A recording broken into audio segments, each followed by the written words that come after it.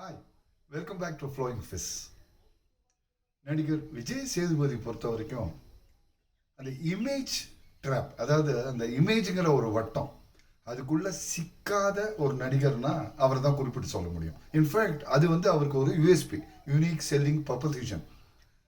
வெயிட்டான ப்ரீஃபாக இருந்தால் கூட நல்ல ஒரு ஆதர் பேக் கேரக்டர் ரோல்ஸில் நடிக்க துவங்கி படிப்படியாக ஒரு பரிமாண வளர்ச்சியை கண்டு கதாநாயகனோட அந்தஸ்துக்கு உயர்ந்து, இருந்த போதிலும் கூட மாறுபட்ட குணச்சித்திர வேடங்கள், வித்தியாசமான கதாபாத்திர வடிவமைப்பு கொண்ட ஒரு கேரக்டர்ஸ், அது மாதிரி ரோல்ஸ் எல்லாம் எடுத்து தனக்குன்னு ஒரு நடிப்பு முத்திரையை பதிச்சு வெற்றிகரமாக உலா வந்து கொண்டிருக்கிற ஒரு நடிகர் அவர். சமீபத்தில் மாஸ்டரில் லோகேஷ் கனகராஜ் இயக்கத்தில் விஜய்க்கு வில்லனாக நடிச்சிருந்தார்.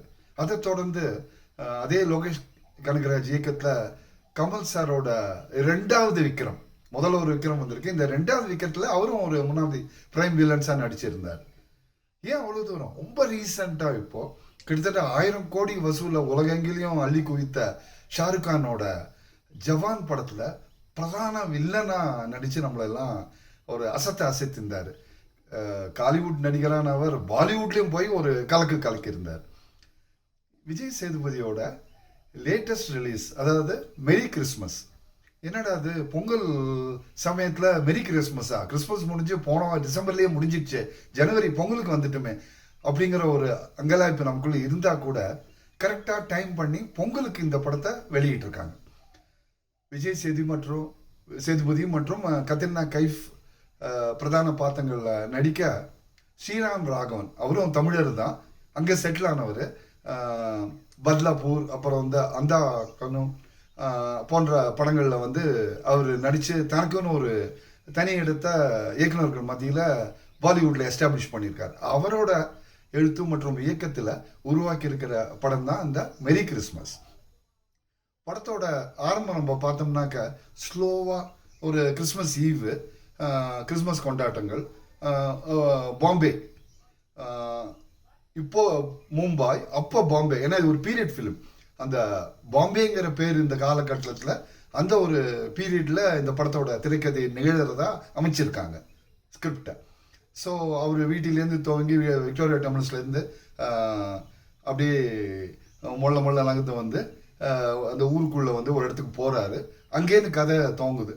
அதுக்கப்புறம் சந்தர்ப்பவசமாக ஒரு பெண்ணை சந்திக்கிறாரு. அவங்க பேர் மரியா. அவங்க ஒரு பெண் குழந்தைக்கு தாயாரும் கூட. ஹஸ்பண்டோட ஒரு சின்ன பிணங்கு ஊழல்னு சொல்லலாம். அதனால கொஞ்சம் ஒரு கசப்பான ஒரு சூழ்நிலை நிலவுது. கிறிஸ்மஸ் ஈவ் ஹஸ்பண்ட் இல்லாத ஒரு தருணத்தில் அவங்களும் குழந்தையும் ஒரு ஹோட்டலுக்கு ரெஸ்டாரண்ட்டில் சாப்பிட்டுட்டு இருக்காங்க. அங்கே ஒரு சின்ன பிரச்சனை. அப்போ தான் அந்த சீனில் தான் விஜய் சேதுபதி அங்கே அறிமுகமாறாரு. ஸோ ரெண்டு பேருக்குள்ள ஒரு பரஸ்பரம் ஒரு ஹலோ ஹாய், இங்கே ஒரு உதவுற ஒரு அடிப்படையில் நெருக்கமாறவங்க கொஞ்சம் படிப்படியாக ஒரு தொடர்புக்குள்ளே போகிறாங்க. அவங்க வீட்டுக்கு அவர் போகிறாரு. அப்போது சில நிகழ்வுகள், அதுக்கப்புறம் கிறிஸ்மஸ் குழந்தை தூங்கினப்புறம் குழந்தைய தூங்க வச்சுக்கிட்டு அவங்க வெளில ஒரு வாக் மாதிரி போகிறாங்க. திரும்பி பார்த்தா மரியாவோட ஹஸ்பண்ட் தற்கொலை பண்ணிக்கிட்டு கை துப்பாக்கியும் இருக்குது, ரத்தம் சொட்டா அப்படியே அவர் விழுந்து கிடக்கிறாரு பிணமா. ஒரு ஷாக்கு. அதுக்கப்புறம் அடுத்த சில நிகழ்வுகள் நடக்குது. ஒரு கட்டத்தில் இந்த மரியாங்கிற கத்ரினா கைஃப் அவங்களோட உள்நோக்கம் என்ன, அவங்களோட செயல்பாடு என்ன, உள்ள பொதிந்து இருக்கிற சீக்ரெட்ஸ் என்னங்கிறது இவருக்கு தெரிய வருது. தனக்கு தெரியுங்கிறத அவங்களுக்கு தெரியப்படுத்தும் போது அவங்களுக்குள்ள பிரச்சனை வருது. அவர் வெளியேற்றப்படுறார். Cut to the next sequence. அதே மாதிரி கவின் பாபு, இன்னொரு கதாபாத்திரம், அவருக்கும் அதே மாதிரியான ஒரு எபிசோட்ல சீக்வன்ஸாக முதல்லேருந்து ஆரம்பிச்ச மாதிரி மீட் பண்ணுறாங்க. அப்புறம் வீட்டுக்கு கூட்டிகிட்டு வராங்க. அப்புறம் கிறிஸ்மஸ் செலிப்ரேஷனுக்காக வெளில போகிறாங்க. திரும்பி அவங்க பார்த்தா அவங்க ஹஸ்பண்ட் திருப்பியும் கொலை உண்டு இருக்காரு. இப்படி போகுது.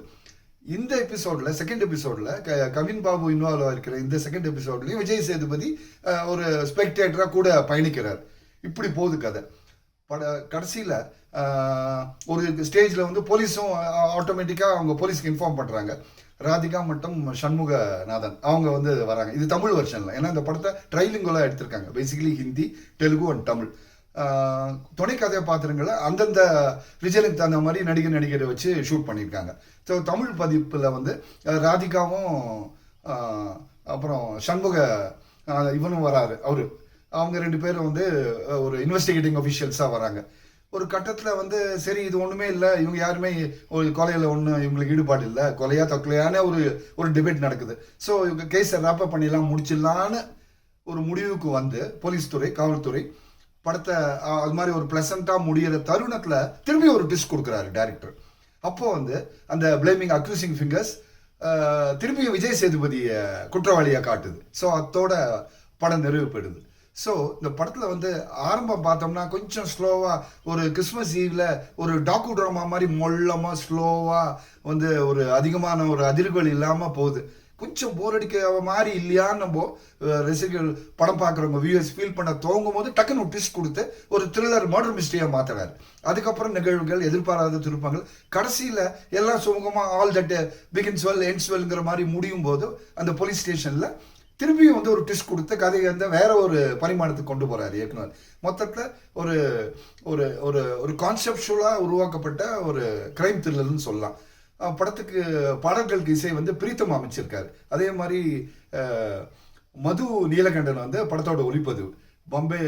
பாம்பேன்னு சொல்லப்படுற அந்த அந்த காலகட்டத்தில் இருந்த நிகழ்வுகள், அதாவது இந்த பீரியட் செட்டிங்கை ரொம்ப அழகாக கொண்டு போயிருக்காங்க. அதாவது மீட்டர்டு டாக்ஸி, அப்புறம் வந்து 2 ரூபாய்க்கு வந்து பிளாக் காஃபி, அப்புறம் டிக்கெட் கவுண்டரில் போய் வாங்கும்போது கிழிச்சு கொடுப்பாங்களா எல்லோ கலர் கிரீன் கலர், அது மாதிரி பீரியட் செட்டிங்லாம் பர்ஃபெக்டாக ஆத்தென்டிக்காக கொண்டு போயிருக்காங்க. ஸோ மொத்தத்தில் ஒரு கிரைம் த்ரில்லர், ஒரு பொங்கல் பரிசுன்னு கூட சொல்லலாம். கிறிஸ்மஸை முன்னிட்டு பொங்கல் சார்ந்த ஒரு பரிசினே இந்த படத்தை சொல்லலாம். ஸோ விஜய் சேதுபதி பொறுத்த வரைக்கும் தன்னோட நடிப்பு பிரமாணத்துக்கு அடுத்த கட்டத்துக்கு போய் ஒரு முத்திரையும் பயிச்சிருக்காரு. ஸோ காலிவுட்ல மட்டும் இல்லை, சவுத்தில் மட்டும் இல்லை, பாலிவுட்லேயும் அவர் ஒரு ரவுண்டு வர போகிறாங்கிறது உறுதி. வெல் ஃப்ரெண்ட்ஸ், இந்த படத்தை பற்றிய ஒரு சின்ன திறனை உங்களுக்கு பிடிச்சிருந்தா லைக் பண்ணுங்கள், ஷேர் பண்ணுங்கள், சப்ஸ்கிரைப் பண்ணுங்கள். பாய்.